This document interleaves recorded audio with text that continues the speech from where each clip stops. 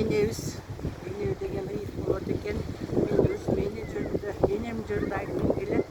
Анткени мен энем белечек кийип, белдемчик тигип кийип, кыргыздын илгерки нукура кыргыз кийимдерин кийип бизди чогойткон.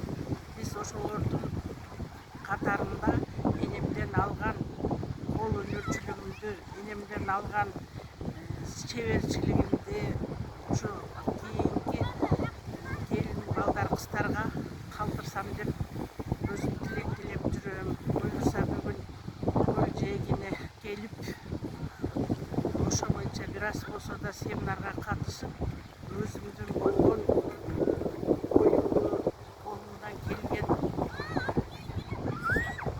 кыргыздын каада салт боюнча кийген кийимимди, жасаган иштеримди көргөзгөнгө келип